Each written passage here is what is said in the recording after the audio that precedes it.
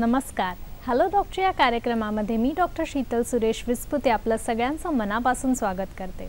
आरोग्य जपण्यासाठी आणि व्याधींपासून मुक्त होण्यासाठी आपल्या मनातील आरोग्यविषयक प्रश्नांची उत्तरे या कार्यक्रमाद्वारे आपण तज्ज्ञ डॉक्टरांकडून जाणून घेत असतात.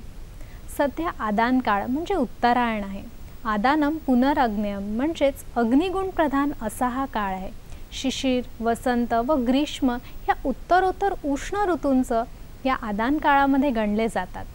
ग्रीष्म ऋतू म्हणजे सध्या चालू असलेला उन्हाळा. यामध्ये सूर्याची प्रखरता सर्वात जास्त आपल्याला जाणवते. सूर्याचे तीव्र किरण जलीय अंश शोषून घेतात. घाम आणि उष्णतेने सध्या आपल्या सगळ्यांचाच जीव कासावीस होत आहे.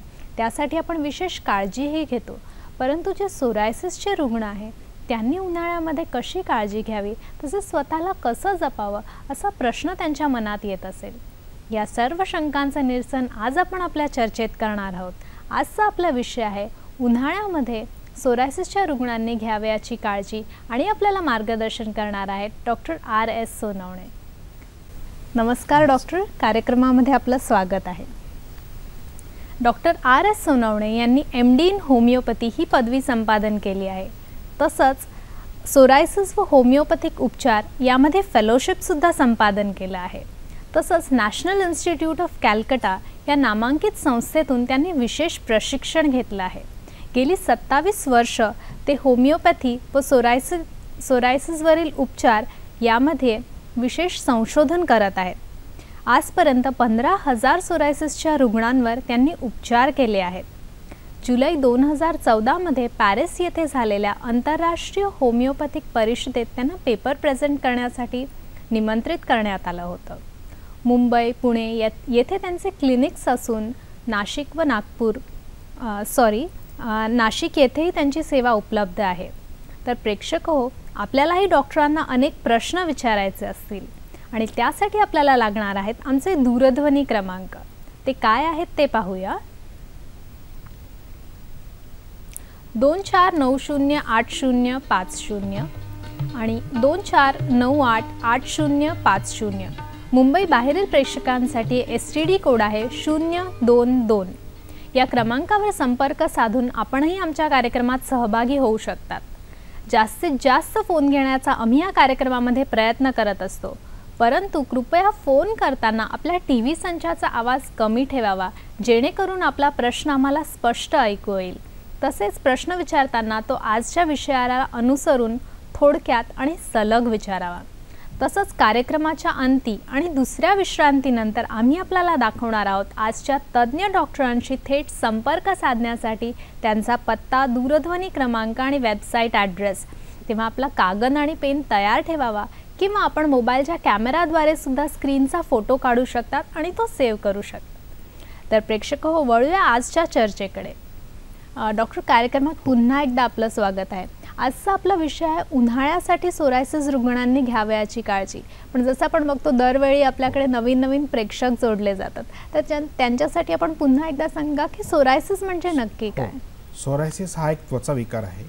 सामान्यतः आढळून येणारा त्वचा विकार आहे, ज्याच्यामध्ये आपल्या त्वचेचं जे निर्मिती आहे ही प्रमाणापेक्षा अधिक प्रमाणात म्हणजे 15 ते 20 पटीने अधिक प्रमाणात त्वचा तयार होते आणि ही त्वचा खवल्यांच्या स्वरूपात किंवा कोंड्याच्या स्वरूपात निघते. साधारणतः सोरायसिस जो सुरू होतो तो डोक्यात सुरू होतो आणि बऱ्याच वेळेला डोक्यात होणारा साधा कोंडा आहे म्हणून त्याच्यावर दुर्लक्ष होतं आणि ज्या वेळेला तो शरीरावर पसरायला लागतो तेव्हा लक्षात येतं की हा सोरायसिस आहे. पण त्यावेळेला सोरायसिस वाढलेला असतो. तर सोरायसिस अगदी सुरुवातीपासून जर आपण निदान आणि लक्षात आला तर आपण त्याचा लवकर इलाज करू शकतो. आपण आता काही स्लाइड्स बघूया की अगदी सुरुवातीचा सोरायसिस कसा असतो. तर सुरुवातीला ज्या वेळेला सोरायसिस आपण स्लाइडमध्ये बघतोय ही डोक्यात सुरू होतो तर अतिशय पॉकेट्समध्ये काही ठिकाणी आणि तो दुरुस्त झालेला आहे. त्याच्यानंतर आपण बघतो की ज्या वेळेला संपूर्ण डोक्यात तो पसरायला लागतो त्यावेळेला तो अशा प्रकारे दिसतो. त्यावेळेला तसंच स्त्रियांमध्ये आपण बघतो की स्त्रियांमध्ये ज्या वेळेला आपण किंवा पुरुषांमध्ये सुद्धा बघतो की हा कोंडा आहे की नाही याचं निदान करायचं असेल तर थोडे केस मागे केले तर आपल्या लक्षात येतं की हा सोरायसिस आहे, साधा कोंडा नाही आहे. तर ही सोरायसिसची प्राथमिक अवस्था आहे. या अवस्थेमध्ये सोरायसिस दुरुस्त होण्याची शक्यता जास्त असते. अगदी बरोबर. डॉक्टर, सोरायसिस होण्याची मुख्य कारणे कोणकोणती आहेत? सोरायसिस जसं आपल्याला कुठलाही त्वचा रोग असं वाटतं की हा कुठल्या तरी इन्फेक्शनने किंवा संसर्गाने होत असेल, तर सोरायसिस कुठल्याही संसर्गाने होत नाही. तर तो रोगप्रतिकार शक्तीमध्ये जे बदल निर्माण होतात त्या बदलामुळे त्वचा अधिक प्रमाणात तयार होते आणि त्याचे परिणाम म्हणून सोरायसिस होतो. सोरायसिस हा आनुवंशिक आहे. जवळजवळ 10% सामान्य लोकांमध्ये त्याची प्रवृत्ती आहे, पण जरी हा आनुवंशिक असला तरी होतोच असं नाही आहे. तर जवळजवळ 70% लोकांमध्ये तो होत नाही, 3% लोकांमध्ये तो होतो. आणि त्याला होण्यासाठी केवळ आनुवंशिकताच आवश्यक नाही आहे, तर त्याला अनेक ट्रिगर फॅक्टर्स लागतात आणि जी ट्रिगर फॅक्टर्स त्याच्या आयुष्यात आली तेव्हा तो बाहेर येतो, अन्यथा तो सहसा बाहेर येत नाही. त्यामुळे जरी आनुवंशिक असलं तरी घाबरायचं कारण नाही आहे. त्याला टाळता येऊ शकतं किंवा त्याचा प्रतिबंध करता येऊ शकतो. त्यामुळे सोरायसिस हा आनुवंशिक आहे पण संसर्गजन्य नाही. जसे इतर आजार संसर्गजन्य आहे तसा हा संसर्गजन्य नाही. सोरायसिस रुग्णांशी हस्तांदोलन केल्याने, त्यांच्यासोबत बसल्याने किंवा त्यांच्या शरीरातून जो कोंडा पडतो तो तुमच्या शरीरावर पडल्याने ह्याच्याने तुम्हाला सोरायसिस होणार नाही आहे. त्यामुळे सोरायसिस रुग्ण हे अतिशय सुरक्षित आहेत. त्यांनी स्वतःही आत्मविश्वास ठेवावा आणि इतरांनी त्यांच्याबद्दल ही गैरसमज करू नये. अगदी महत्त्वपूर्ण अशी माहिती डॉक्टरांनी आपल्याला दिली आहे. सोरायसिस हा अनुवंशिक आहे, पण त्याला तो होण्यासाठी काही ट्रिगर फॅक्टर आहे, ते जर वाढले तरच हा सोरायसिस होऊ शकतो. तसेच सोरायसिस हा संसर्गजन्य व्याधी नाही आहे, त्यामुळे इतरांनीही सोरायसिसचे जे रुग्ण आहेत त्यांच्या आप्तेष्टांनी घाबरण्याचं काहीही कारण नाही आहे. डॉक्टर, एक आपल्याला असं दिसून येतं की एक सोरायसिसचा रुग्ण हा दुसऱ्यापेक्षा वेगळा असतो, म्हणजे बरेच प्रकार आपल्याला दिसून येतात. सोरायसिसचे काही प्रकार आहेत, तर आपण आता काही प्रकार बघूया म्हणजे आपल्या सहज लक्षात येईल की सोरायसिसचा सामान्यतः कायमस्वरूपी म्हणजे बऱ्याच वेळेला 80% रुग्णांमध्ये आढळणारा जो प्रकार आहे आपण स्लाइडमध्ये बघतोय त्याला आपण प्लाक सोरायसिस असं म्हणतो. हा प्लाक सोरायसिस सहसा शरीरामध्ये जेव्हा सुरू होतो तर मोठे मोठे चट्टे येतात आणि या मोठ्या चट्ट्यामध्ये प्रचंड खाज असते आणि हे दिसायला थोडे वाटले भयानक असले तरी हा दुरुस्त व्हायला हा सोरायसिस लवकर दुरुस्त होतो. पण हा 80 ते 90% सोरायसिसच्या रुग्णांमध्ये हा कॉमनेस्ट प्रकार आढळतो. त्याच्यानंतरचा जो प्रकार आहे त्याला आपण गटेट सोरायसिस असं म्हणतो. हा सामान्य सोरायसिस सारखा दिसत नाही, तर हा साधारणतः तरुण आणि लहान मुलांमध्ये आढळून येतो. या सोरायसिसमध्ये त्वचेवर लहान लहान चट्टे येतात ज्याला आम्ही गटेट म्हणतो, ज्यात कदाचित पाणी असतं किंवा लाल चट्टे असतात. हा मलेरिया किंवा घशाचे इन्फेक्शन याच्यानंतर येतो आणि त्याच्यानंतर तो दुरुस्त पण होतो अँटीबायोटिक्स, पण पुन्हा येतो आणि हा तरुण लोकांमध्ये आहे आणि जरा वेगळा दिसणार आहे. त्याच्यानंतर हा एक भयानक प्रकार आहे ज्याला आपण एरिथ्रोडर्मिक सोरायसिस म्हणतो. याच्यामध्ये त्वचेला प्रचंड सूज आलेली असते एकाच वेळेला, त्याच्यातून खूप लाली असते आणि खूप त्वचा गळते. या प्रकारच्या सोरायसिसमध्ये असं आढळून येतं की हे जे रुग्ण आहेत या रुग्णांना शरीरातलं पाणी कमी होऊन सिरियसनेस होऊ शकतो, म्हणून यांनी भरपूर पाणी प्यायला पाहिजे किंवा जर यांनी दुर्लक्ष केलं तर दगावू शकतात. हाच एक प्रकार थोडा भयानक आहे. याच्यानंतर अजून एक प्रकार असं आढळतो की जो बाहेर दिसत नाही, साधारणतः काखेमध्ये, जांघेमध्ये जिथे स्किन फोल्ड्स आहेत त्या ठिकाणी हा येतो आणि विशेषतः स्थूल लोकांमध्ये ज्यावेळेला फोल्ड्स असतात त्यांच्यामध्ये हा जास्त आढळतो. याला आपण इन्व्हर्स सोरायसिस म्हणतो. आता अजून एक हा प्रकार हा दिसतो आपल्याला पस्ट्युलर.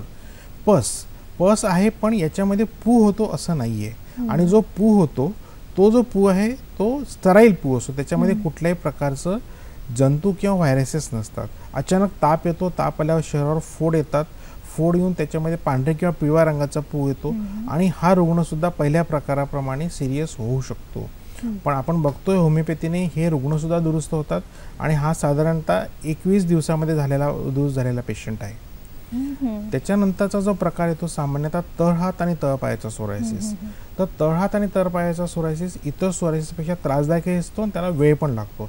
याच्यामध्ये आपण असं बघतो की आपल्या त्वचेवर तळहाताला आणि तळपायाला तडे पडतात, क्रॅक्स येतात आणि बऱ्याच वेळेला हे क्रॅक जळवात आहे वगैरे असं समजून दुर्लक्ष केलं जातं. पण मग जास्त जर हा वाढला तर पायाला चालणे किंवा काम करणे कठीण होऊ शकतं. सहसा स्त्रियांमध्ये याचा त्रास जास्त होऊ शकतो कारण त्यांना खूप काम करावं लागतं, पाण्यामध्ये करावं लागतं. याच्यामध्ये अजून एक गोष्ट अशी आढळते की याच्यामध्ये लवकर इन्फेक्शन होतं तळहात आणि तळपायाच्या आणि यामध्ये त्याला पामोप्लांटर पस्ट्युलर सोरायसिस म्हणतो.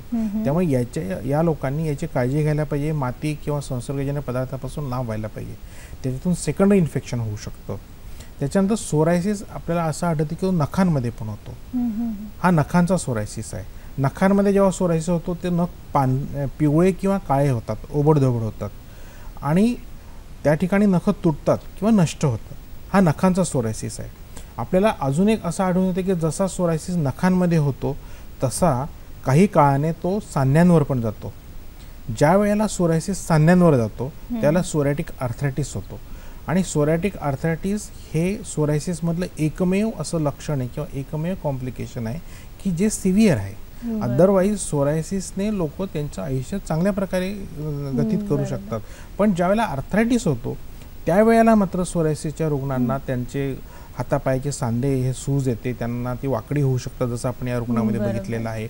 आणि याच्यामध्ये एकमेव प्रतिबंध असा आहे की जर ते त्यांचे सांधे हलवत राहिले, ज्यावेळेला सूज येते त्यावेळेला थोडी हलवायला पाहिजे. जर त्यांनी ती हलवली नाही तर ती फिक्स होतात, फ्यूज होतात आणि ती पुन्हा सरळ होत नाही. वाढू शकतो. सोरायटिक आर्थरायटिस बद्दल आपण अजून पण जाणून घेऊया, पण आपल्याला कार्यक्रमात पहिला फोन आला आहे संतोष यांचा हिंगोलीवरून. हॅलो.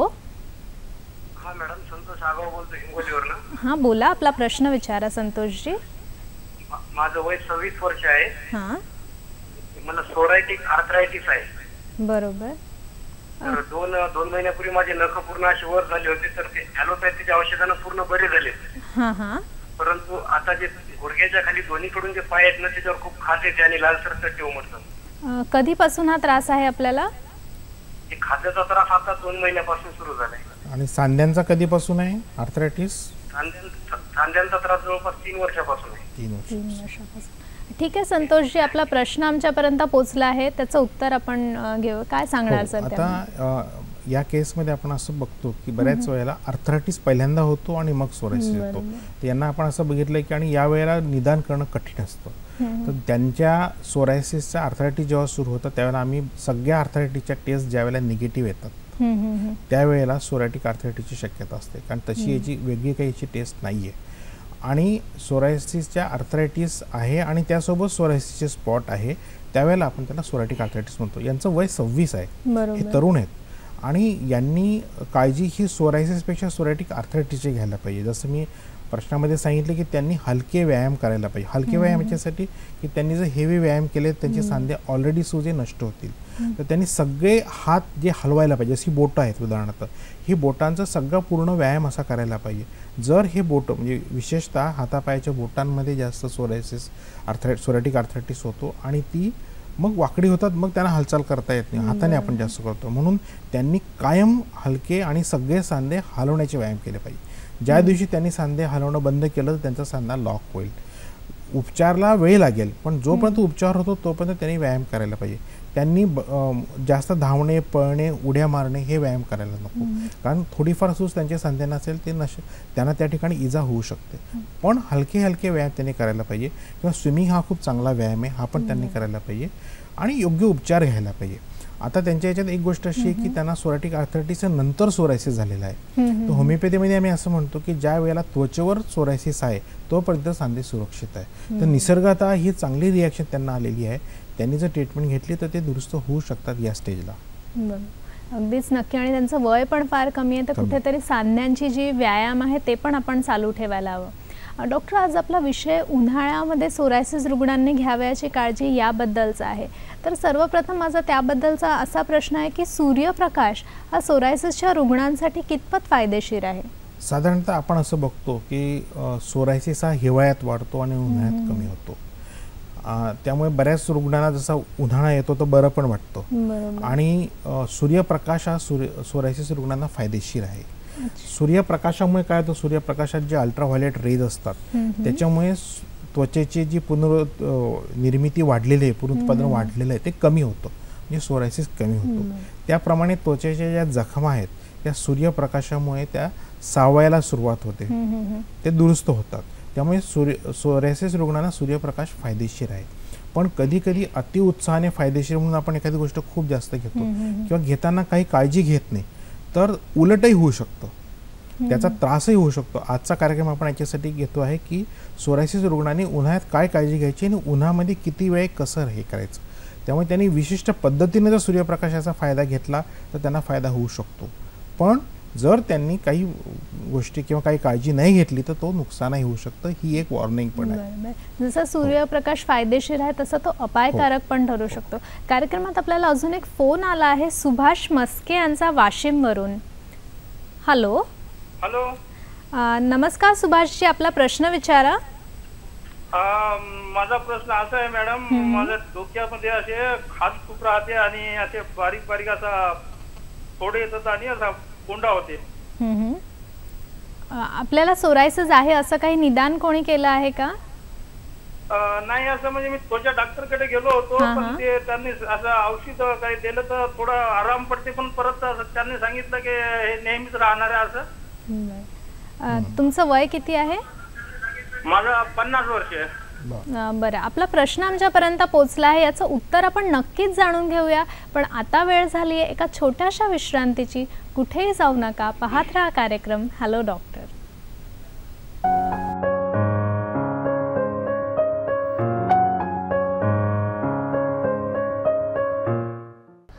यकृत हा आपल्या शरीरातला एक अत्यंत महत्त्वाचा अवयव. हृदय आणि मेंदू याच्यानंतर यकृताचं महत्त्व हे खूप मोठं असतं.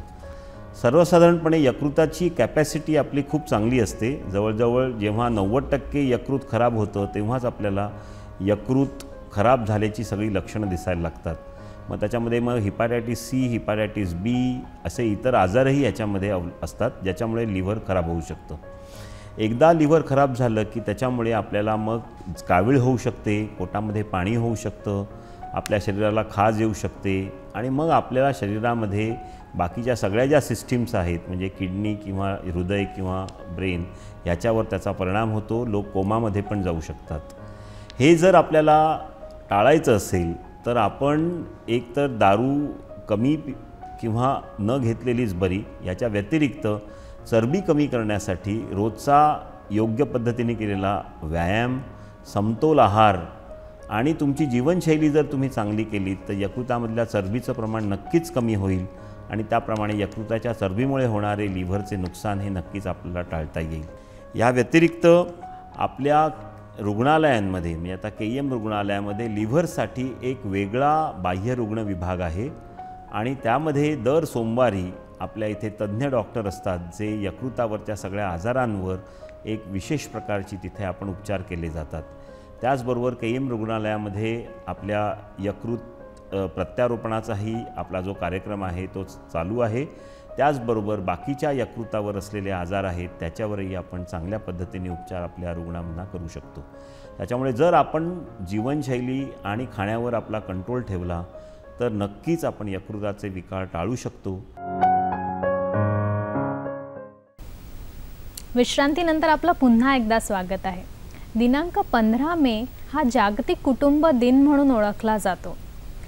या निमित्ताने कुटुंबाचा वंश वाढावा म्हणून मुलगाच हवा असा अट्टाहास करणारा पालकवर्ग सध्या कमी होत आहे. मुलींच्या भवितव्यासाठी प्रयत्न करणारा पालकवर्ग वाढत आहे. ही एक आनंदाची गोष्ट आहे. मुलगा असो वा मुलगी, आपला पाल्य हा शारीरिक व मानसिकदृष्ट्या सुदृढ व एक समंजस नागरिक होण्यासाठी प्रयत्न करणं आवश्यक आहे. प्रेक्षक हो, विश्रांतीपूर्वी आपल्याला फोन आला होता सुभाष म्हस्के यांचा. डॉक्टर, त्यांच्या प्रश्नाचं आपण काय उत्तर द्या? त्यांचं वय 50 वर्ष आहे आणि त्यांच्या डोक्यामध्ये त्यांनी फोड आलेले सांगितले आणि त्याच्यातून त्यांना फोड म्हणजे जसं पॉकेट्स आहेत गव्हाचे, त्याच्यातून कोंडा पण पडत असेल आणि डॉक्टरांनी त्यांना जे सांगितले की हे जाणार नाही, हे कायम राहणार आहे. जर इन्फेक्शन असेल तर ते जाणार आहे, पण इन्फेक्शन नाही म्हणजे निश्चितच हा सोरायसिस आहे. आणि त्यांचं वय पण 50 आहे, 40 ते 50 वयात साधारणतः सोरायसिसची बऱ्याच वेळेला सुरुवात होते आणि ही सुरुवात आहे, ते दुरुस्त होऊ शकतात. तर त्यांनी योग्य होमिओपॅथिक ट्रीटमेंट घेतली तर ते होईल. फक्त त्यांनी त्याच्यासाठी आता जसं विशेष काळजी घ्यायला पाहिजे, डोकं स्वच्छ ठेवायला पाहिजे. साधारणतः आठवड्यातून 2 वेळा शॅम्पू आणि कंडिशनरने डोकं स्वच्छ करायला पाहिजे किंवा रोज पाण्याने स्वच्छ धुवायला पाहिजे आणि माती वगैरे याच्यामध्ये जाताना काळजी घ्यायला पाहिजे, वरना नाहीतर इन्फेक्शन होऊ शकतं. ही सगळी काळजी घेऊन त्यांनी जर योग्य उपचार घेतला ते दुरुस्त होऊ शकतात. नक्कीच. डॉक्टर, आपण म्हणत होतो की सूर्यप्रकाश हा सोरायसिस रुग्णांसाठी कसा फायदेशीर ठरू शकतो? सूर्यप्रकाश, आपण मी तसं सांगितलं तुम्हाला की सूर्यप्रकाशामध्ये शरीराचं जे पेशींचं पुनरुत्पादन आहे ते कमी व्हायला सुरुवात होते, जे वाढलेलं असतं सोरायसिस रुग्णांमध्ये. त्याच्यानंतर त्यांचे सूर्यप्रकाशाचे जे अल्ट्राव्हायोलेट रेज असतात त्याच्यामुळे त्यांना फायदा असा होतो की त्या जखमा ज्या त्या दुरुस्त व्हायला लागतात, त्वचेची निर्मिती कमी होते आणि तो दुरुस्त व्हायला लागतो. पण हे सगळं जे आहे हे सगळ्यांसाठी हे लागू नाही आहे. तर याच्यामध्ये काही काळजी घ्यायला पाहिजे. सूर्यप्रकाश हा चांगला आहे, पण तो किती वेळ घ्यायला पाहिजे. आता आपण स्लाईडमध्ये बघतोय की सूर्यप्रकाश चांगला आहे म्हणून बऱ्याच वेळेला लोक, आता बघा हा अतिशय सुंदर दृश्य आहे की सूर्यप्रकाश आहे, समुद्रकिनारा आहे आणि संध्याकाळची वेळ आहे, तर ही वेळ चांगली आहे. तसंच सूर्यप्रकाशामध्ये ज्या वेळेला लोक जातात तर बऱ्याच वेळेला चांगला आहे म्हणून ते बराच वेळ बसणार आहे, पण सूर्यप्रकाशात जास्त वेळ बसलं किंवा प्रखर सूर्यप्रकाश गेल्याने सनबर्न होतात आणि ह्या रुग्णाला सनबर्न झालेला आहे, हा सोरायसिसचा रुग्ण नाही आहे. तर हे जास्त वेळ सूर्यप्रकाशात बसल्यामुळे हे झालेलं आहे. तर सूर्यप्रकाशामध्ये जाताना सुद्धा काही काळजी घ्यायला पाहिजे. उदाहरणार्थ सूर्यप्रकाशामध्ये जाताना सकाळचं कोवळं ऊन चांगलं असतं किंवा दुपारी 4 वाजेनंतरचं ऊन चांगलं असतं, त्या उन्हात त्याने जायला पाहिजे. 11 ते 3 हे जे प्रखर ऊन आहे हे टाळायला पाहिजे. त्याच्यानंतर सूर्यप्रकाशामध्ये जेव्हा तुम्ही जाणार आहात त्यावेळेला तुमचा सोरायसिस कुठल्या प्रकारचा आहे आणि तो किती प्रमाणात आहे हे डॉक्टरांना विचारायचं. कधी कधी सोरायसिसचं प्रमाण जास्त असेल, त्याच्यातून समजा रक्त येत असेल किंवा बऱ्याचशा गोष्टी सिव्हिअर असेल तर त्या लोकांनी सूर्यप्रकाशात जायला नको. सूर्य ऑलरेडी जर त्यांचा मॉडरेट किंवा माइल्ड असेल तर त्यांना तो फायदेशीर आहे, सिव्हिअर लोकांना नाही आहे. म्हणजे ज्यांचं सिव्हिअर आहे त्यांच्यासाठी हा जो सूर्यप्रकाश फायदेशीर ठरणार नाही. कार्यक्रमात आपल्याला अजून एक फोन आला आहे वर्षा कांबळे यांचा उस्मानाबादवरून. हॅलो. हा वर्षाजी, आपला प्रश्न विचारा. हॅलो सर, मी वर्षा कांबळे आहे. हॅलो, मी वर्षा कांबळे आहे. बोला, आपला प्रश्न विचारा. मला ना सोरायसिसचा खूप त्रास आहे सर. म्हणजे मी कॉलेजमध्ये असताना पासून असा त्रास चालू आहे सर. नक्की काय होतं आपल्याला? काय होते सर, हे होते गुडघे दुखताय सर, दोन्ही गुडघे दुखताय. दोन्ही गुडघे दुखताय. हो, आपला आवाज मला 1 तास दुखती सर. पण आपल्याला 1 तास दुखती. आणि वय किती? आपलं वय किती आहे वर्षाजी? आपलं वय किती आहे? सर मला 1 तास दुखती, त्याच्यामुळे हे 38 आहे. 38. ओके. बरं, ठीक आहे. बघूया. ओके, आपल्या थोडासा विषयाला अनुसरून हा प्रश्न नाहीये, पण कदाचित सोरायटिस अर्थरायटिस असू शकतोय का असा त्यांचं? कारण मी म्हणून त्यांचं वय विचारलं की बऱ्याच वेळेला सगळ्या सोरायसिस रुग्णांना असं वाटतं की त्यांचे सांधे दुखायला लागले की सोरायटिक अर्थरायटिस आहे. बरोबर. त्यांचं वय हे 38-39 आहे. त्यांना जो सोरायसिस सुरू झाला आहे तो कॉलेजमध्ये असण्यापासून 15 ते 20 वयामध्ये सुरू झालेला आहे. आता त्यांची टाच दुखते आहे आणि त्यांचे गुडघे दुखत आहेत. साधारणतः या वयामध्ये 35 नंतर जे ऑस्टिओ अर्थरायटिस हा सुरू होतो. स्त्रियांमध्ये विशेषतः कॅल्शियम कमी असल्यामुळे होतो. तसं टाच दुखते म्हणजे त्यांच्या टाचेचा हाड वगैरे वाढलेलं असेल तर हा सोरायटिक अर्थरायटिस नाहीये. सोरायटिक अर्थरायटिस सहसा जेव्हा सुरू होतो तेव्हा तळहात, आपल्या हाताच्या आणि पायाच्या बोटांना सहसा जास्त सूज येते आणि खूप जास्त सूज येते. त्यामुळे यांनी सोरायटिक अर्थरायटिस समजू नये, डॉक्टरांना सल्ला घेऊन त्यांनी बघावं. पण सोरायसिस त्यांना इतक्या वर्षापासून आहे तर त्यांनी सोरायसिसची काळजी घ्यायला पाहिजे. कारण आता बऱ्याच वेळ म्हणजे 15-20 वर्ष त्यांना सोरायसिस आहे.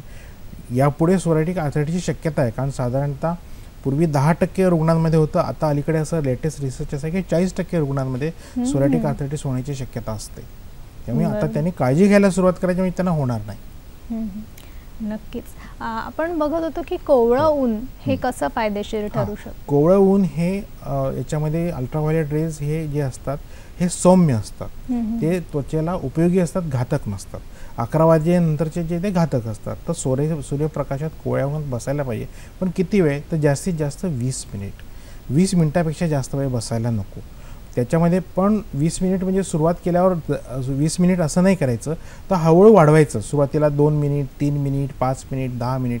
म्हणजे तुमची जी त्वचा आहे, सामान्य माणूस 20 मिनिट बसू शकतो, पण ज्याला सोरायसिस आहे त्याची त्वचा ही जिवंत त्वचा बाहेर असते. त्यामुळे त्याला ही सवय व्हायला पाहिजे. म्हणून त्याने जो वेळ आहे तो हळूहळू वाढवला पाहिजे. एकदम 20 मिनिट किंवा तासनतास बसायला नको. त्याच्यानंतर त्यांनी लगेच सावलीत यायला पाहिजे, ही काळजी घ्यायला पाहिजे. त्याच्यानंतर सोरायसिस रुग्णांनी ज्या वेळेला ते सूर्यप्रकाशात जातात तर त्यावेळेला त्यांनी अजून एक काळजी घ्यायला पाहिजे की त्यांनी 11 ते 3चं ऊन टाळायचं. आणि समजा जावंच लागलं तर सनस्क्रीन लोशन्स असतात ती वापरायला पाहिजे. सनस्क्रीन लोशन म्हणजे एक प्रकारचा पडदा आहे ज्याच्यामध्ये तुम्हाला फक्त फायदेशीर किंवा जे सहन होऊ शकतात तेच किरणं तुमच्या शरीरात जातील, बाकीचे फिल्टर होतील. तर सनस्क्रीन लोशन हा जो एक प्रकार आहे हा त्यांनी वापरायला पाहिजे की जेणेकरून त्यांना त्याच्यापासून संरक्षण मिळेल सूर्यप्रकाशापासून. तर हे सोरायसिस रुग्णांनी महत्त्वाचं लक्षात घ्यायला पाहिजे. नक्कीच. जर या प्रकारे आपण सूर्यप्रकाशाचा फायदा घेतला तर नक्कीच तुम्हाला लाभदायक ठरेल, त्याचा कोणताही अपाय तुम्हाला होणार नाही. सध्या उन्हाळा चालू आहे, तर पोहण्यासाठी म्हणजे पोहण्याचा जो व्यायाम आहे तो सगळ्यांनाच एकंदरीत आवडतो, पण जी सोरायसिसची रुग्ण आहे त्यांच्यासाठी पोहणं हे कितपत फायदेशीर आहे? सोरायसिस रुग्णांना पोहणं हे नेहमीच फायदेशीर आहे. विशेषतः उन्हाळा आहे त्यामुळे पोहायला लोक जातात आणि पोहण्याने सोरायसिस रुग्णांना फायदा होतो. पण जसं मी उन्हाचं सांगितलं तसंच पोहण्याचं पण आहे. पोहण्यामध्ये सुद्धा त्यांनी जर काही विशिष्ट काळजी घेतली तर त्यांना ते फायदेशीर असू शकतं. तर सोरायसिस रुग्ण जेव्हा पोहायला जातात त्यावेळेला पोहताना मी त्यांना सांगेल की स्विमिंग टँकमध्ये क्लोरीन असतं. त्यावेळेला आपण हे स्विमिंग टँक बघतो आणि ते जे क्लोरीन आहे ते अपायकारक आहे जास्त वेळ पोहल्यामुळे. जसं सूर्यप्रकाशामध्ये जास्त वेळ बसल्याने अपायकारक आहे तसं पोहणं सुद्धा जास्त वेळ अपायकारक आहे. पोहण्यासाठी जर समुद्रकिनारी गेला तर समुद्रातलं जे पाणी आहे ते सोरायसिस रुग्णांना पोहण्यासाठी फायदेशीर आहे. पण त्यांनी सुद्धा त्या ठिकाणी अर्धा पाऊण तासापेक्षा जास्त पोहायला नको. किंवा सूर्यप्रकाश आणि पोहणे ह्या दोघं फायदे होऊ शकतात सोरायसिस रुग्णांना. सध्या जर ते सूर्यप्रकाश घेतला आणि समुद्राच्या पाण्यात पोहले तर त्याच्याने काय होतं, त्यांची जी डेड स्किन आहे ती इझिली निघते. समुद्राच्या पाण्यात मीठ असतं आणि अनेक प्रकारचे बेसिक साल्ट्स असतात, त्याच्यामुळे त्यांची त्वचा मऊ होते आणि ती निघते. आणि निघाल्यानंतर इझिली निघाल्यानंतर त्यांना खाजही कमी होऊ शकते आणि फायदा होऊ शकतो. पण ज्या वेळेला लोक स्विमिंग टँकला पोहायला जातात त्याच्यासाठी त्यांनी वेगळी काळजी घ्यायला पाहिजे की त्यांनी पोहण्यापूर्वी मॉइश्चरायझर लावायला पाहिजे. कारण पोहण्यापूर्वी जर मॉइश्चरायझर त्यांनी लावलं आणि ते पोहायला गेलेत तर त्यांच्या शरीराला त्या क्लोरीनचा किंवा पाण्यामधल्या केमिकलचा इफेक्ट कमी होईल. त्याच्यानंतर पोहताना त्यांनी खूप वेळ तासनतास पोहायला नको, तर अर्धा पाऊण तास पोहल्यानंतर त्यांनी त्यांचं शरीर स्वच्छ करायला पाहिजे, आंघोळ करायला पाहिजे. म्हणजे त्यांच्या शरीरावर पाण्यातले जे क्लोरीन्स आहेत ते स्वच्छ करायला पाहिजे. त्याच्यासाठी विशिष्ट प्रकारचे क्लोरीनचे साबण येतात ते वापरायला पाहिजे आणि आंघोळीनंतर लगेच त्यांनी मॉइश्चरायझर लावायला पाहिजे. पण ज्या सोरायसिस रुग्णांना जास्त प्रमाणात सोरायसिस आहे किंवा त्यांच्या शरीरावर क्रॅक्स आहेत त्या लोकांनी पोहायला नको.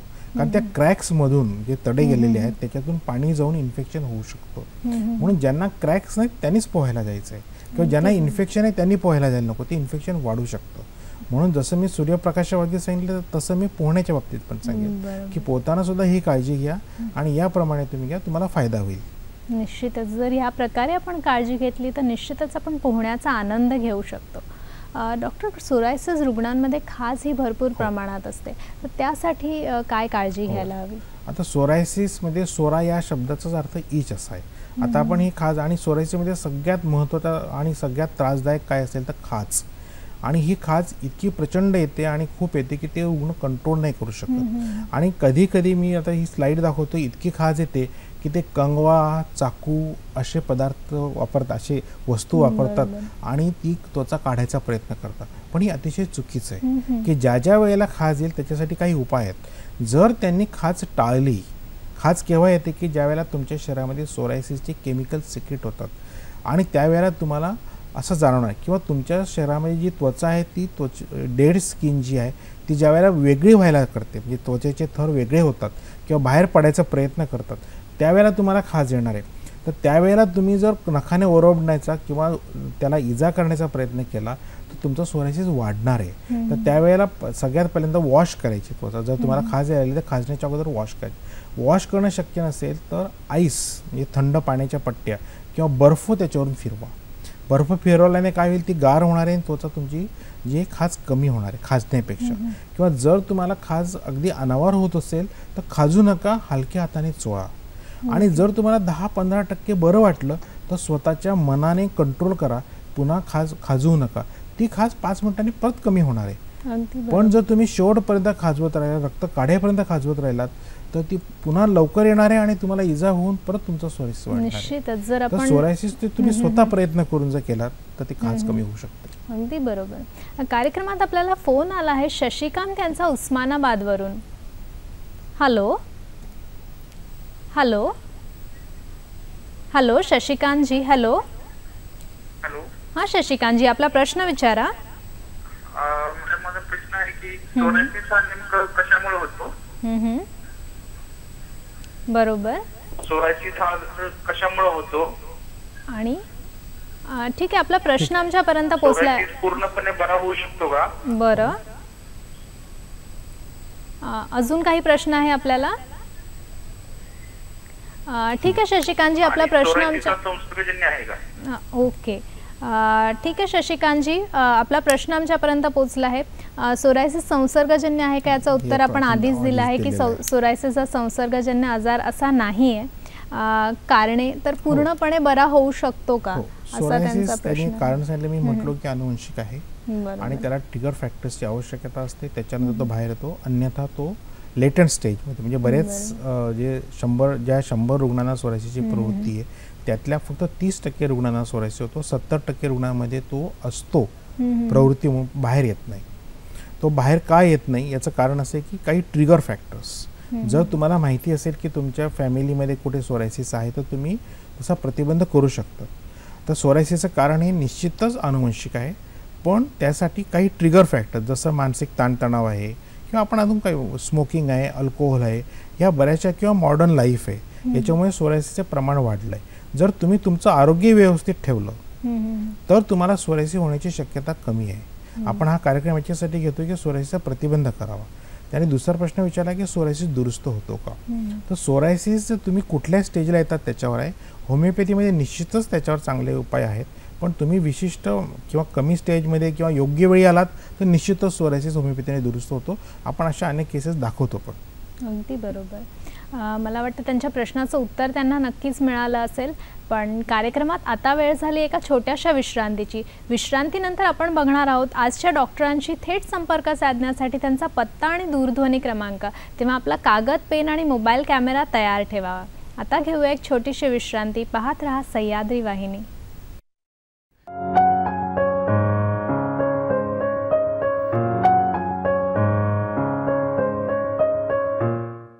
हिमोफिलिया हा आजार साधारणतः मुलांमध्ये आढळतो. हा एक अनुवंशिक आजार आहे. आपलं जेव्हा आपल्याला लागतं किंवा खरचटतं तेव्हा रक्त वाहत असतं आणि आपण बघतो की 1 ते 5 मिनिटामध्ये हे रक्त स्वतःहून वाहणं बंद होतं. हिमोफिलियामध्ये काय होतं की फॅक्टर 8 नंबरचा एक घटक कमी असतो रक्तामध्ये, त्याच्यामुळे हे रक्त वाहतच राहतं. आपल्या महापालिकेच्या रुग्णालयांमध्ये आणि KM हॉस्पिटलमध्ये हा घटक फॅक्टर 8 कॉन्सन्ट्रेट आणि क्रायोप्रेसिपिटेट हे दोन्हीसुद्धा रुग्णांना मोफत उपलब्ध करून दिले जातात. अगदी रात्रीच्या 2 वाजतासुद्धा जरी रुग्ण आला तरी त्यांना हा घटक मोफत मिळतो. रुग्णाने काय काळजी घ्यायला हवी? एक म्हणजे शक्यतोवर मार लागू देऊ नये. त्याचा अर्थ त्यांच्या डोक्याला मार नाही लागला पाहिजे. आपण कॉन्टॅक्ट स्पोर्ट्स ज्याला म्हणतो, म्हणजे फुटबॉल, हॉकी, जिकडे आपल्याला पडण्याचा संभव असतो किंवा आपल्या अंगावरती येऊन बॉल लागण्याचा संभव असतो, ते साधारणतः स्पोर्ट्स आपण त्यांना खेळू नयेत असं आपण त्यांना उपदेश देतो. म्हणजे कधी आपल्याला इंजेक्शन देण्याची पाळी आली, आपल्याला स्नायूंमध्ये इंजेक्शन द्यायचं असेल तर त्यावेळेला आपल्याला कधी कधी हे फॅक्टर 8 देऊन मग स्नायूंमध्ये इंजेक्शन द्यावं लागतं. नाही तर मग स्नायूंमध्ये पण इंजेक्शनच्या जे आपण इंजेक्शन देतो त्याच्यामुळे सुद्धा रक्तस्राव होऊ शकतो. अशा रुग्णांसाठी स्पेशल हिमोफिलिया सोसायटी पण आहे, जे रुग्णांना मार्गदर्शन करते. त्याच्यामध्ये डॉक्टर्सही आहेत. हे सगळे मिळून रुग्णाला सर्वतोपरी सहाय्य करण्याचा प्रयत्न करतात.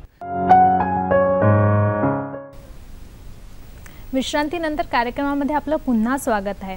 आजचा आपला विषय आहे सोरायसिस रुग्णांनी उन्हाळ्यात घ्यावयाची काळजी आणि आपल्याला मार्गदर्शन करत आहेत डॉक्टर RS सोनवणे. डॉक्टर, आपण सोरायसिसबद्दल चर्चा करत आहोत, तर माझा पुढचा प्रश्न तुमच्यासाठी असा आहे की दैनंदिनी जीवनात असे कोणते बदल करायला हवेत सोरायसिस रुग्णांनी? हो, सोरायसिस रुग्णांनी तर करायलाच हवेत, पण सगळ्यांनीच करायला हवेत. पण आताचा आपला प्रश्न असा होता की सोरायसिस कशामुळे होतो. त्याच्यात मी तुम्हाला सांगितलं की सोरायसिस अनुवंशिक आहे, पण त्याला काही गोष्टींची आवश्यकता आहे, ट्रिगर फॅक्टर्सची. आणि ती जी ट्रिगर फॅक्टर्स आहे ती सोरायसिस जो सुप्त अवस्थेत आहे त्याला ॲक्टिव्ह करतात. तर दैनंदिन जीवनामध्ये सोरायसिस रुग्णांनी सगळ्यात पहिल्यांदा सोरायसिस जेव्हा ट्रिगर फॅक्टर आहे ते मानसिक ताणतणाव वगैरे, आणि ज्या वेळेला लोकांना मानसिक ताणतणाव येतो त्यावेळेला ते स्मोकिंग आणि अल्कोहोलकडे वळतात.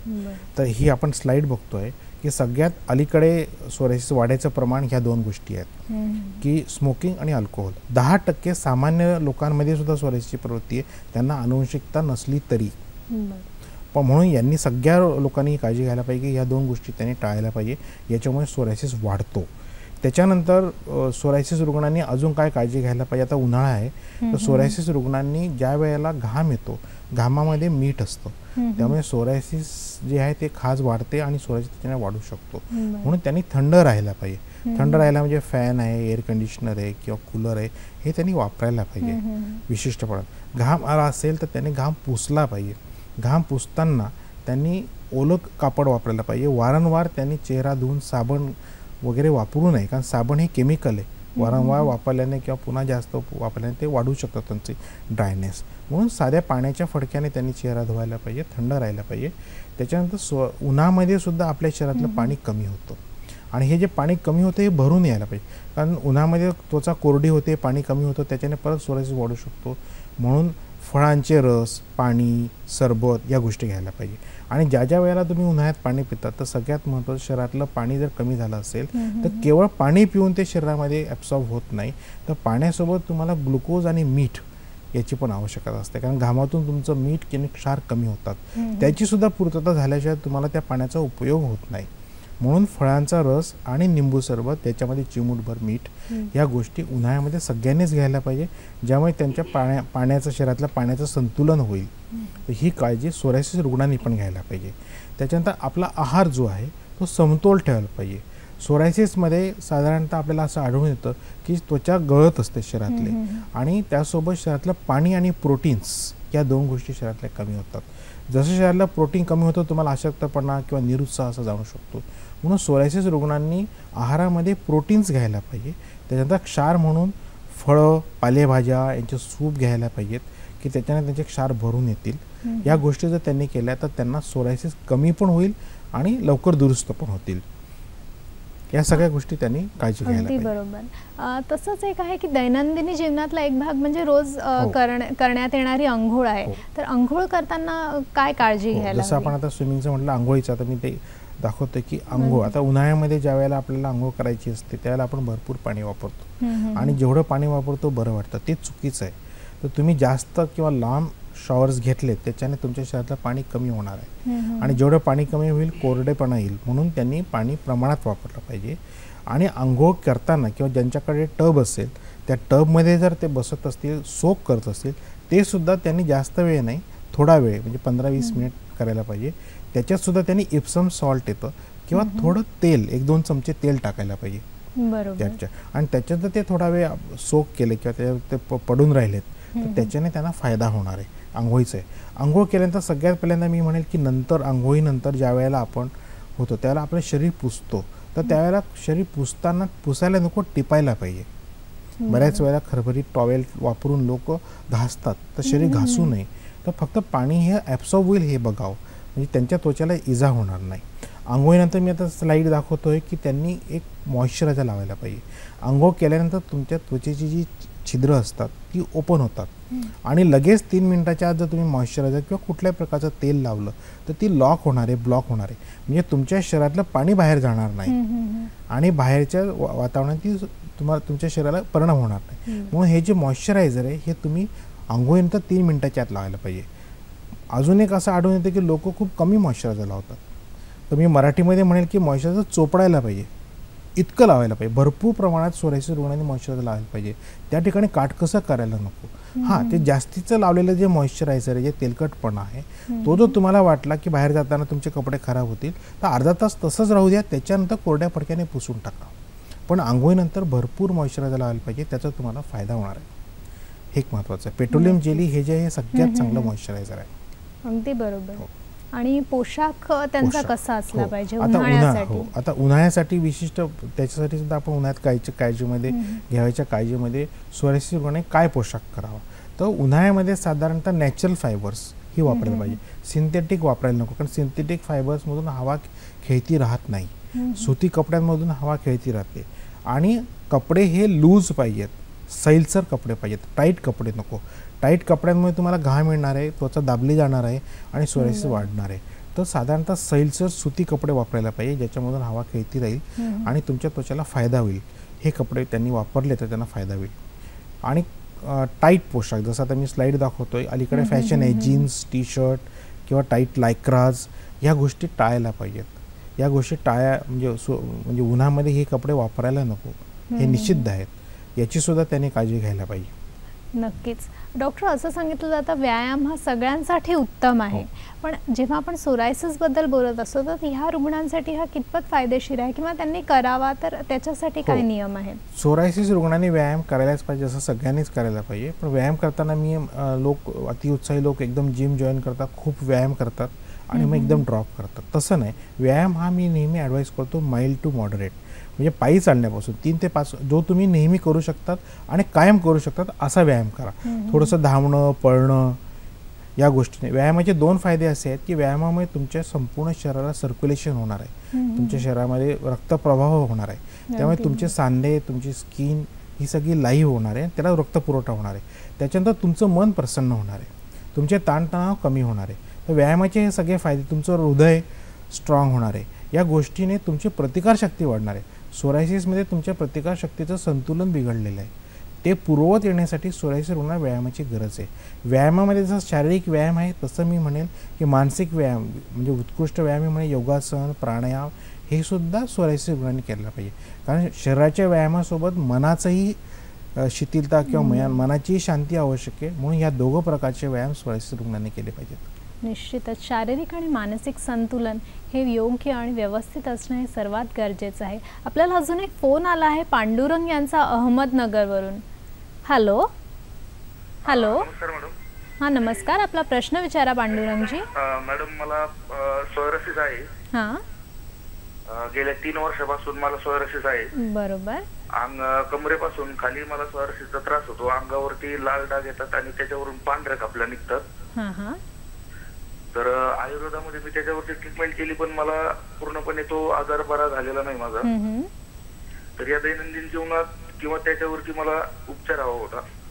बरं, त्याच्याबद्दल मला मार्गदर्शन. नक्कीच पांडुरंगजी, आपला प्रश्न आम्हाला कळाला आहे. डॉक्टर काय सांगाल त्यांना? 3 वर्षांपासून सोरायसिस त्यांनी सांगितलं कमरेच्या खालच्या भागाला सहज तो दिसणार नाही असं. पण आता आपण ह्या सगळी जी आता या याच्यामध्ये सांगितलं ह्या सगळ्या गोष्टी आणि त्यांनी जो उपचार घेतला आहे त्यांना एका पॅथीमध्ये नाही मिळाला याचा अर्थ ते दुरुस्त होऊ शकत नाही असं नाही आहे. होमिओपॅथीमध्ये सुद्धा त्यांनी प्रयत्न करायला हरकत नाही, त्यांना निश्चित यश मिळेल. आणि त्यांनी योग्य काळजी आपण घेतली आणि ताणतणाव वगैरे व्यायाम सगळं आपण सांगितलेलं, या सगळ्या गोष्टी कदाचित त्यांना आयुर्वेदामध्ये जर रिझल्ट आला नसेल त्याचं कारण फक्त औषध घेऊन रुग्ण दुरुस्त होत नाही. तर त्यासोबत त्यांनी स्वतः काही प्रयत्न करायचे असतात, ते प्रयत्न केले तर औषधाचा उपयोग होतो. तर ह्या सगळ्याचा उपयोग सगळ्याच पॅथीच्या लोकांनाही होणार आहे आणि या गोष्टी केल्यात त्यांना निश्चितच फरक पडेल असं मला वाटतं. नक्कीच. जर तुम्ही कार्यक्रम पहिल्यापासून बघितला असता तुम्हाला नक्कीच ह्या सगळ्या दैनंदिनी जीवनात कोणते बदल केले पाहिजे हे डॉक्टरांनी सांगितलं आहे. तुम्ही पुन्हा प्रसारणसुद्धा ह्या कार्यक्रमाचं बघू शकतात. डॉक्टर, मला पुढचा प्रश्न तुम्हाला असा विचारायचा आहे की सध्या मे आहे, सहलीला जाण्याचे दिवस आहेत. सगळेजण सहलीला जाण्यासाठी वेगवेगळे प्लॅन करत असतात, ठिकाण निवडत असतात. तर सोरायसिस रुग्णांनी पण ज्यावेळेला ते ठिकाण निवडतात तर त्यासाठी कोणतं तुम्ही सजेस्ट? आता आपण ही स्लाइड बघतोय, बॅग पॅक झालेली आहे आणि सहलीला चालले आहे.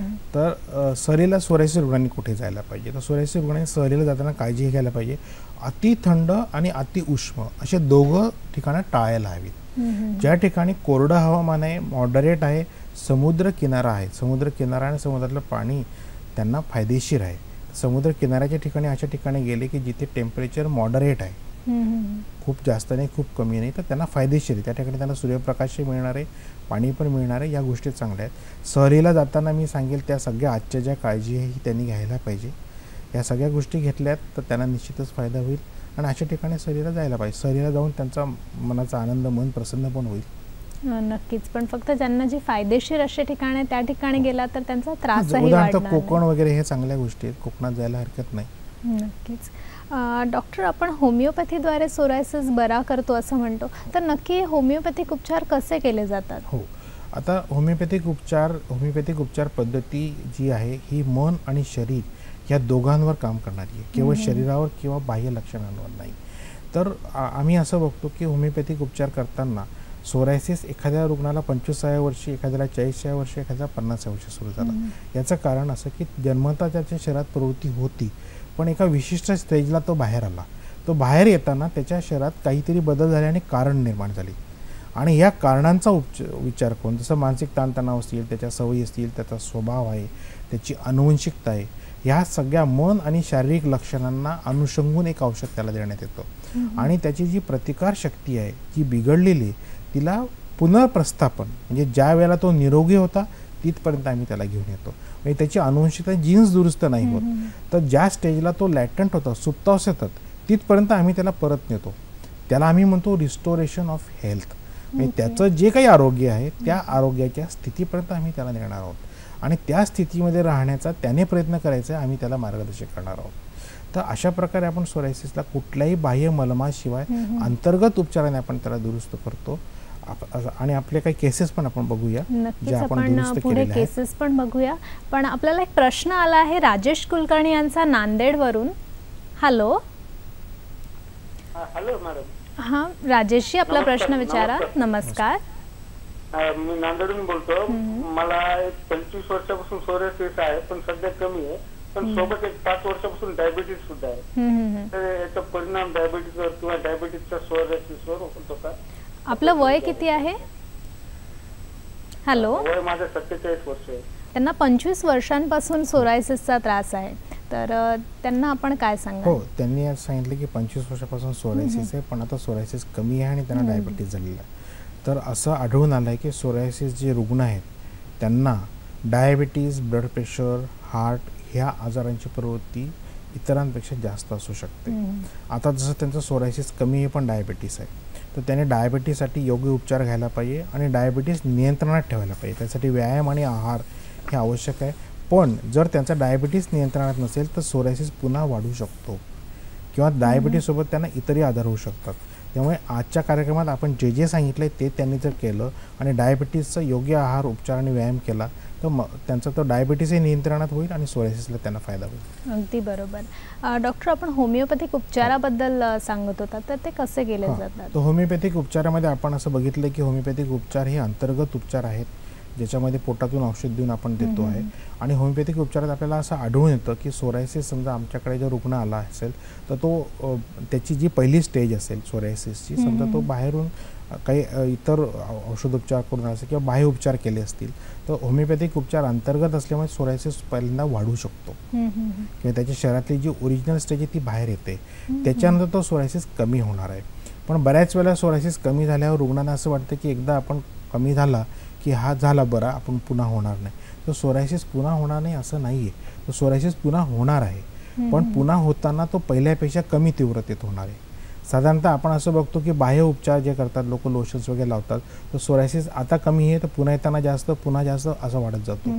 पण होमिओपॅथिक उपचारामध्ये तो कमी कमी होत जातो. म्हणजे पहिल्या स्टेजमध्ये तो आला त्याच्यापेक्षा पुन्हा जे होईल तो कमी येईल, त्याच्यानंतर पुन्हा कमी येईल, त्याच्यानंतर अजून पुन्हा कमी येईल. म्हणजे असं त्याला 2-3 वर्षामध्ये त्याला सोरायसिसची ट्रीटमेंट घ्यावी लागणार आहे. मध्यंतरी 3-4 वेळा त्याला सोरायसिस येणार आहे पण दरवेळेला कमी येईल. आणि ज्या वेळेला मला असं आढळतं की सोरायसिस जो आहे तो 6 महिन्यामध्ये पुन्हा परत आलेला नाही आहे, त्यावेळेला मी सोरायसिस रुग्णाला औषध बंद करण्याचा सल्ला देतो.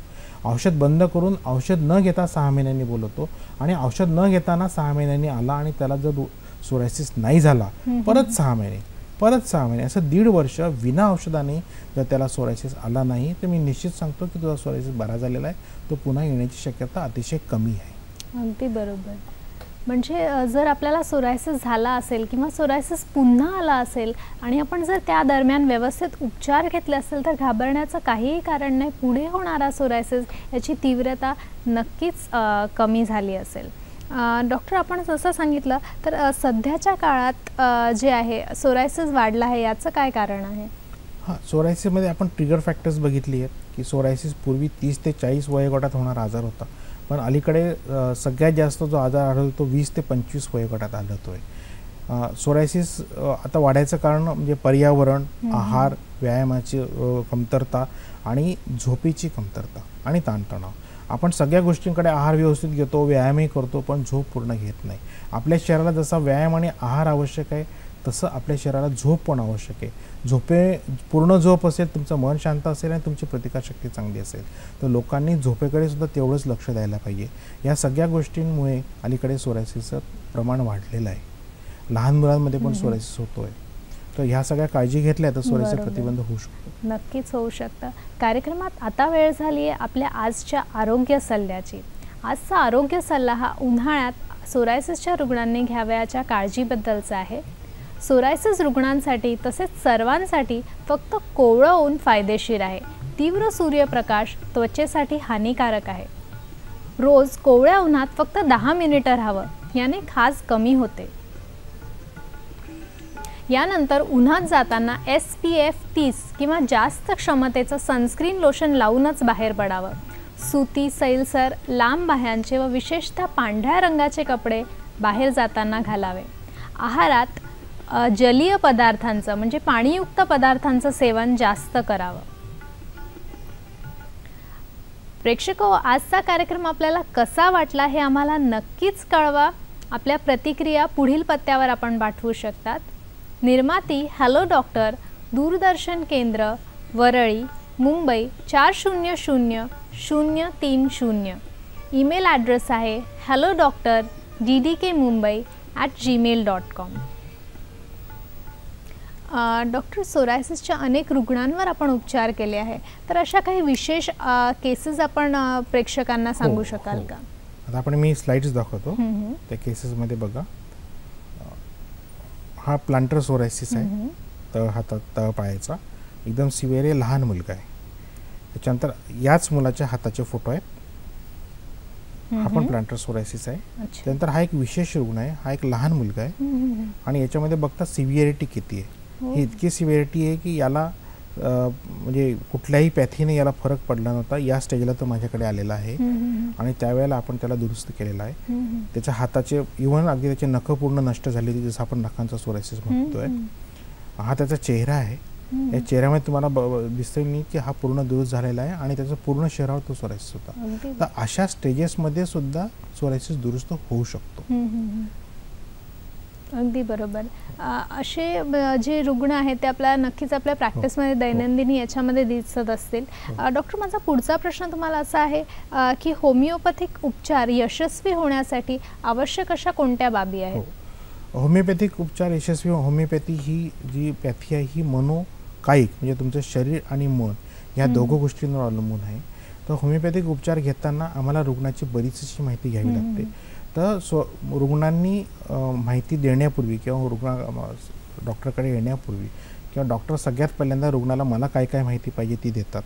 तर केवळ एकदा माहिती देऊन चालणार नाही, तर डॉक्टरांकडून होमिओपॅथीसाठी काय माहिती पाहिजे ही समजून घ्या आणि त्यावर स्वतः अभ्यास करा. तुम्हाला लहानपणापासून तुम्हाला झालेले आजार, तुमच्या आवडीनिवडी, तुमच्या सवयी, तुमचा स्वभाव या सगळ्या गोष्टींचा अभ्यास डॉक्टरांना करावा लागतो आहे. म्हणून ह्या सगळ्या गोष्टी तुम्ही स्वतः विचार करा, डॉक्टरांशी बोला. त्याच्यानंतर बऱ्याच वेळेला अशा काही गोष्टी असतात की रुग्ण बोलत नाहीत किंवा त्यांना कोणाला सांगायच्या नसतात विश्वासाने किंवा डॉक्टरबद्दल त्यांना विश्वास वाटत नाही. ह्या सगळ्या गोष्टी जर त्यांनी डॉक्टरांना व्यवस्थित सांगितल्या आणि डॉक्टरांशी कोऑपरेट केलं किंवा डॉक्टरांना मदत केली तर बऱ्याच वेळेला जसं आम्हाला असं आढळतं की पहिल्यांदा सोरायसिस वाढतो काही रुग्णांमध्ये, तर रुग्णांना असं वाटतं की कुठली तरी रिॲक्शन झाली किंवा डॉक्टरांनी चुकीचं औषध दिलं, असं नाही. तो वाढला आहे याचं कारण तुमच्या शरीरात ती प्रवृत्ती होती आणि ती बाहेर आली. त्यानंतर केवळ औषध उपयोगाचं नाही, तर औषधासोबत डॉक्टरांनी जे काही मार्गदर्शन दिलं आहे आहाराबद्दल, व्यायामाबद्दल, ते पण तुम्हाला करायला पाहिजे आणि तुम्हाला ते सांगायला पाहिजे. तुम्हाला स्वतः माहिती करायला पाहिजे. तुमच्या आईवडिलांना, नातेवाईकांना तुमच्या आजारांविषयी हे सांगायला पाहिजे. या सगळ्या गोष्टी तुम्ही लक्षात घेतल्या आणि पूर्ण माहिती दिली तर तुम्ही होमिओपॅथीने चांगल्या प्रकारे दुरुस्त होऊ शकता. नक्कीच, फारच उत्तम माहिती आपण प्रेक्षकांना दिली आहे. प्रेक्षक हो, आपल्या संपूर्ण शरीराला व्यापून असणारं आपलं इंद्रिय म्हणजे त्वचा हे निश्चितच आपलं एक सुरक्षा कवचच आहे. शरीरात विशिष्ट प्रकारे जेव्हा असमतोल घडून येतो तो काही वेळा सोरायसिसद्वारे त्वचेवर व्यक्त होतो. सृष्टीचं ऋतुमानाचं चक्र हे अविरत चालू राहणारच आहे, पण कधीकधी आपल्याला त्यानुसार काही बदल करावे लागतात. कालनेमीक्रमाने आज उन्हाळा तर उद्या पावसाळा हे चक्र सुरू राहणारच आहे. उन्हाळ्यासाठी सोरायसिस रुग्णांनी कशा प्रकारे काळजी घ्यायला हवी याचं उत्तम मुद्देसूद मार्गदर्शन आज आपल्याला डॉक्टरांनी केलं. त्यासाठी मी आपल्यातर्फे तसेच सह्याद्री वाहिनीतर्फे त्यांचे आभार मानते. धन्यवाद डॉक्टर.